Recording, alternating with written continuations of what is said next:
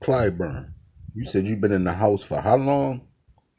And y'all never came up with reparations? Fuck studying reparations. We talking about reparations, goddammit. And you said how long you been in the House for? I've been working in politics and civil rights almost over 70 years. And so when you develop these relationships with people over the years, you don't just drop them. I'm just for Cuomo, and I've been for him for a long time.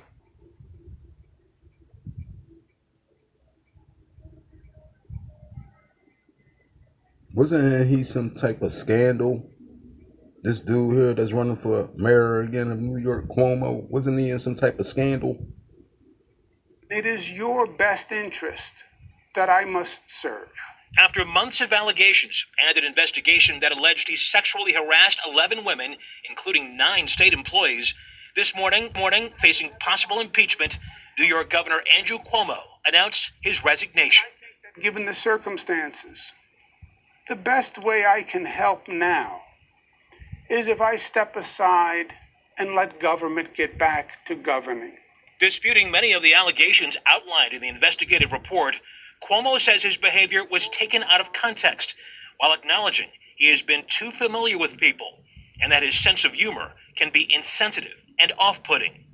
It's been an incredibly rapid fall from grace for the governor, considered a rising superstar in the Democratic Party after his initial response to the pandemic. With allegations coming to light, Cuomo lost significant support not only inside the state house, but just last week, President Biden called on him to resign. After a 14-day transition period, Lieutenant Governor Kathy Hochul will become the first female governor of New York. We spoke with a local expert on employment issues, and she says that Cuomo's resignation is the first step to healing process in the governor's office. It often does remove the tension. It removes certainly the person who is accused of being a perpetrator. And I think a lot of employees are often comfortable with that, but it does remove the concern about future harassment by that person. Cuomo, whose father Mario was also governor of New York, also served as Secretary of Housing and Urban Development in the Clinton administration. Not even feasible. He put his hand up my blouse and cupped my breast over my bra. I exactly remember looking down, seeing his hand, which is a large hand, thinking to myself, oh my God, this is happening. Brittany Camiso made the accusation not only to investigators for Attorney General Tish James, but to the Albany County Sheriff, who ended up bringing charges against the former governor for forcible touching. But to Cuomo, who was grilled for 11 often combative hours about allegations he sexually harassed nearly a dozen women, Camiso's tale is just that, a tale. That never happened, Cuomo told investigators. You know, at one point there has to be a little reality. To touch a woman's breast who I hardly know in the mansion, with 10 staff around, with my family in the mansion, to say, I don't care who sees us, I would have to lose my mind to do such a thing. It would be an act of insanity to touch a woman's breast and make myself vulnerable to a woman for such an accusation. I am 63 years old. I have been in every public office, state, federal.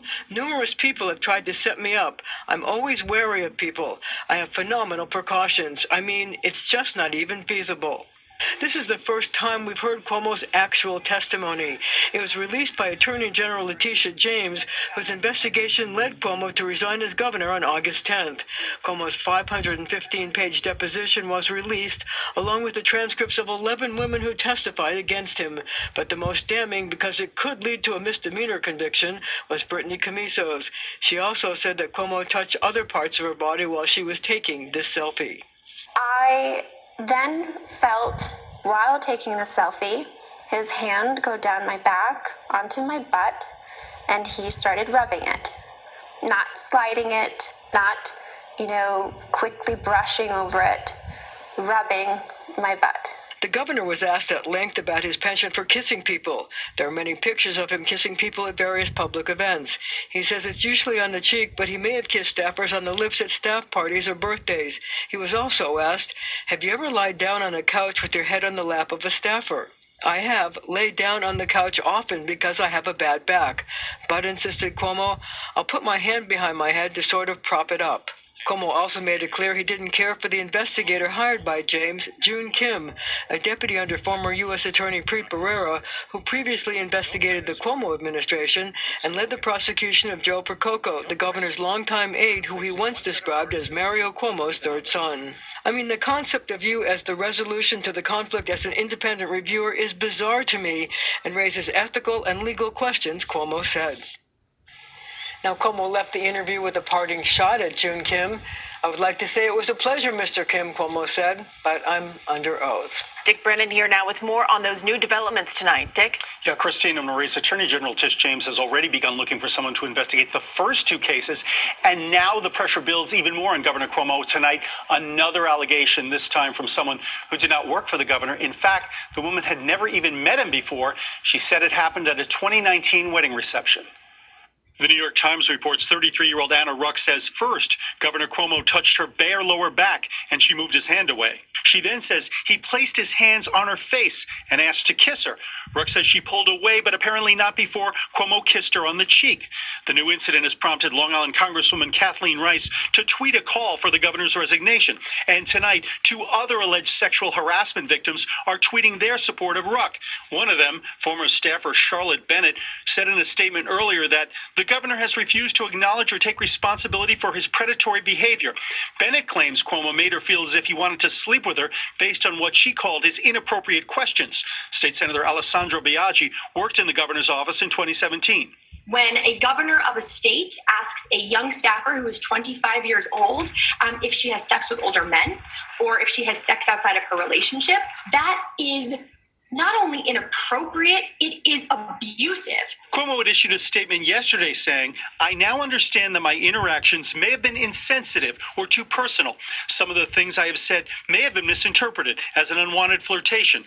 To the extent anyone felt that way, I am truly sorry. The governor issued a total non-apology earlier and in effect treated sexual harassment as some kind of laughing matter. It's not a laughing matter. Another former staffer, Lindsey Boylan, claims that, among other things, Cuomo kissed her on the lips without her consent. He denies Boylan's allegations. Meantime, Attorney General Tish James received a formal letter of referral from the governor to appoint an independent investigator to probe the sexual harassment allegations. If these investigations bear out, it really starts to, I think, call into question the leadership that we currently have. No reaction tonight from the governor on these latest allegations. Meantime, he's lawyering up. Elkin Abramowitz will represent Mr. Cuomo in another investigation, the federal probe of whether the governor's office lied about COVID-related deaths in nursing homes. I've been working in politics and civil rights almost over 70 years.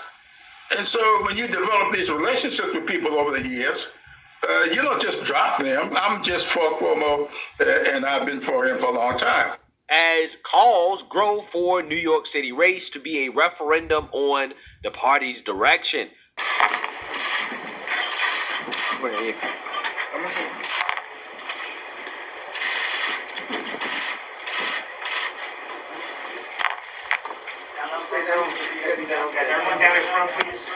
Congratulations, the bills are signed. Yeah.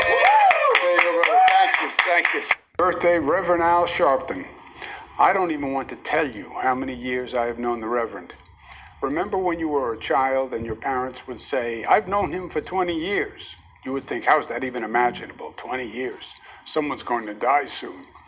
Well, it's been well over 20 years that I know the good Reverend. We have both seen our ups and downs and have endured the journey of life and come out the other side. The Reverend has gotten stronger, better, and even more effective over the years. He's a Sharpton does that again and again and again. I'm proud to call him a friend. I think that it is very difficult for me to see how he can continue to govern. You've heard now the Speaker of the New York State Assembly say they're moving forward with some speed around impeachment proceedings. Once you have lost the confidence of the legislature, whether you feel it is right or wrong, you can't govern. And I think that if I were him, I would resign rather than be impeached would only be the second governor in the history of the state. I think the more important thing is how we move forward and govern during these serious times. I'm already hearing people that are in the political culture start reaching out to me and others saying, what do you think about this candidate or that candidate? No one has said that anyone is running yet, but they're already seeing the post-Cuomo world because there's going to be an election next year. So I believe that we cannot lose the people in the midst of all of these scandals. There's a lot of talk, right, about some of those people. So can you give us some names? Who are the people that are reaching out to you saying, what do you think of this person and this person? Who are the names you're hearing surface now as a potential successor to Governor Cuomo should he resign? What a names? Who are the people that are reaching out to you saying, what do you think of this person and this person? Who are the names you're hearing surface now as a potential successor to Governor Cuomo should he resign? Well, the names I'm hearing, Congressman Swazi, I'm hearing certainly the controller, DeNapoli's name, I'm hearing Jumaane Williams' name, even some people who've done politics for the Attorney General, Letitia James. None of them that officially would have, but that have done that, some of our politics in the past have asked me what I thought. And I'm hearing the names of others that just pop up, but in terms of people directly that have done political consulting works, those are the names I'm hearing. All of them saying that none of the candidates have said to them they're running, but I think they're getting ready just in case they're called in to say, I got this from person A, B, this is what Sharpton's saying. Sexual harassment allegations. Now you can add South Carolina Congressman James Clyburn to the list of those backing Cuomo. Clyburn said that the mayor of New York is, quote, uniquely positioned to play an important role in the future of the Democratic Party. Here's Clyburn earlier on this network talking to my colleague, Reverend Al Sharpton. I've been working in politics and civil rights almost over 70 years. And so when you develop these relationships with people over the years, you don't just drop them. I'm just for Cuomo, and I've been for him for a long time.